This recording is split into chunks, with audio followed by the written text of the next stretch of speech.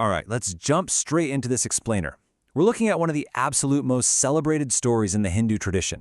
And honestly, this is a timeless narrative that goes way, way beyond just a simple romance. We're talking about the sacred union of Rukmini and Krishna. It's this incredible, epic journey that kicks off with a profound truth about the human heart. And it's going to show us exactly what happens when absolute, unwavering faith meets divine compassion. So let's head right into the royal courts of the kingdom of Vidarbha and set the stage.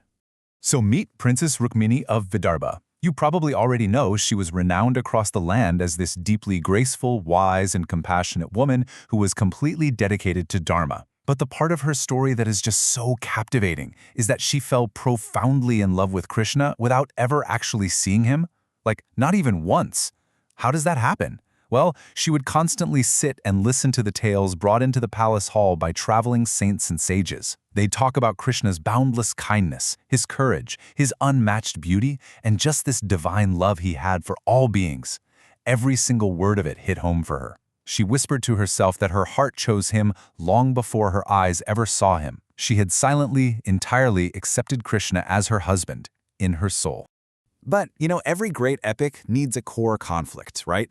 And the tension here is built on fundamentally clashing worldviews between Rukmini and her eldest brother, Rukmi. It's a night and day difference. On one hand, you have Rukmini, who is driven entirely by pure spiritual devotion and dharma. And then on the exact opposite side of the spectrum, you have Rukmi.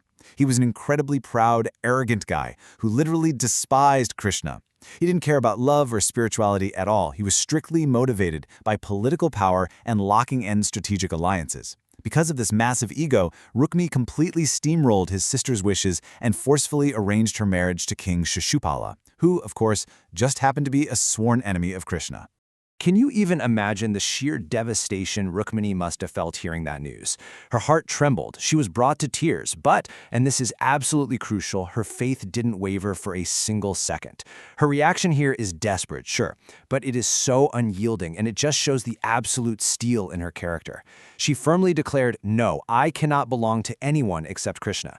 She basically said that if he doesn't come for her, her life has zero meaning, period.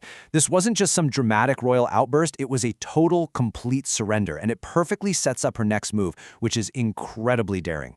Because she's not just going to sit back and accept this arranged marriage. She calls for a trusted Brahmin messenger, and with trembling hands, she pens this desperate secret letter to Krishna. This letter is everything. It's her ultimate leap of faith. In it, she tells him all about the forced marriage to Shishupala and lays out a very specific and highly dangerous plan.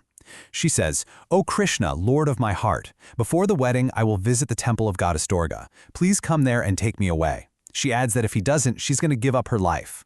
She folds it up carefully, hands it to the Brahmin, and begs him to place it only, and I mean only, in Krishna's hands. So the Brahmin embarks on this grueling, exhausting journey across the land, finally making it to the glowing city of Dwarka. When he gets there, Krishna welcomes the tired traveler with so much warmth and respect, offering him food and rest before gently asking why he's come. The Brahmin hands over that secret letter. As Krishna reads Rukmini's trembling words, a soft smile just appears on his face. He instantly recognizes the pure, unfiltered devotion in her message. He declares, "Her devotion is pure. A heart that calls me with such faith can never be abandoned." And just like that, without a second's hesitation, he makes the compassionate decision to go. Now the clock is seriously ticking. We've got this incredibly tight window, and the tension is just building and building. Day 1, the letter is dispatched. Day 3, the messenger finally hits Dwarka. That very evening, immediately upon reading the letter, Krishna mounts his royal chariot, driven by his charioteer Dwarka, and they just race toward Vidarbha. Meanwhile, by the dawn of day 4, the actual day of the wedding, Vidarbha is completely consumed by these massive grand preparations. Drums are echoing everywhere, allied kings are pouring in, the palace is decked out, and the celebrations for Shishupala are kicking off. The contrast is wild. You have Krishna's high-speed chariot tearing across the landscape, racing against these ominous looming wedding festivities. Cut back to Vidarbha. It's the morning of the wedding. Rukmini steps out and she is absolutely surrounded by royal women and heavily armed guards. She's draped in these gorgeous golden silk garments and divine ornaments, but honestly, she couldn't care less about any of it. She walks to the temple of goddess Durga. Inside, in this quiet, intensely palpable moment, she folds her hands and prays. She's softly begging the mother goddess to let her devotion reach him. And all the while, her eyes are just darting around, constantly scanning the horizon, desperately looking for Krishna through the massive crowds and her brother's armed guards. And then, as she steps outside the temple, she sees him. Krishna is standing there right beside his chariot, and the ancient texts describe him as glowing like the blue sky after rain. For Rukmini, the whole world just melts away. Without an ounce of fear, Krishna walks right up to her, gently takes her hand, and literally lifts her onto his chariot, before these stunned, heavily armed kings can even process what is happening. As the horses thunder forward, absolute sheer chaos erupts. The gathered kings, especially a totally furious Shishupala, start shouting in this helpless realization. Krishna completely outmaneuvered them and stole the bride right out from under their noses.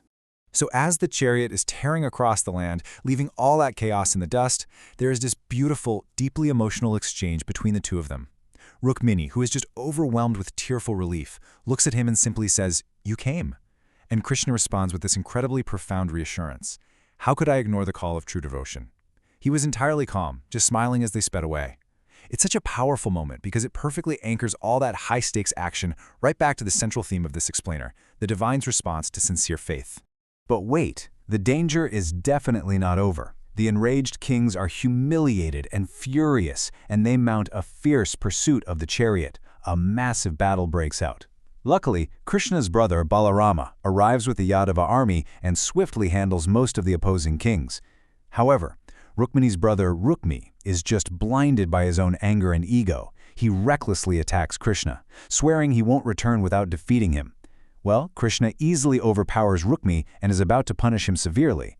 But here, right here, we see Rukmini's unbelievable compassion shine through again. She actually throws herself at Krishna's feet and begs him to spare her brother's life. Though he has done wrong, he is still my family. Moved by her mercy, Krishna spares him. Okay, let's take a breath, slow the pace down a bit, and take in the arrival at Dwaraka. With the battle won and the pursuit over, Krishna and Rukmini finally arrived triumphant. The scene is utterly majestic.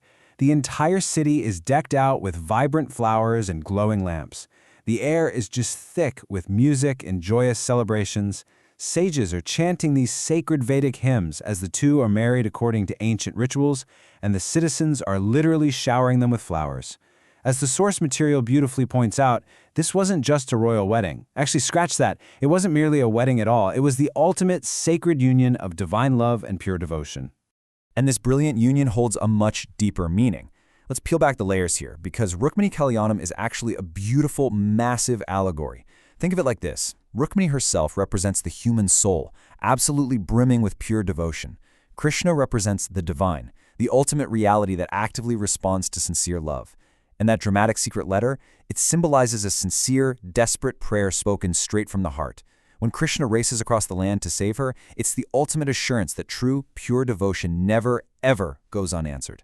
So the really crucial point we're seeing here is that this legendary relationship wasn't based on physical appearance or earthly power or royal status, all the things that Rukmi and Shishupala valued so much. Instead, it was built entirely on 4 unshakable spiritual pillars. Unwavering faith, even when the odds looked completely impossible. Complete surrender, letting go of all other worldly options. Deep trust that her call would be heard. And finally, a direct, undeniable divine connection. Those are the actual ingredients of a love that transcends the material world. Ultimately, the core takeaway of this timeless tale is that sincere devotion always reaches its destination. Always. When the divine is called upon with pure, unselfish faith, it arrives without delay. As Krishna himself states, love born from devotion is eternal. It's a love that survives time, it survives conflict, and it shatters earthly barriers. It is the exact reason this story is still celebrated so widely today as the absolute pinnacle of pure love and unwavering faith. So as we wrap up this explainer, I want to leave you with a real question to ponder. We've seen the incredible lengths Rukmini went to, the unbelievable leap of faith she took, and the total surrender she embraced. It kind of challenges us to look inward, doesn't it?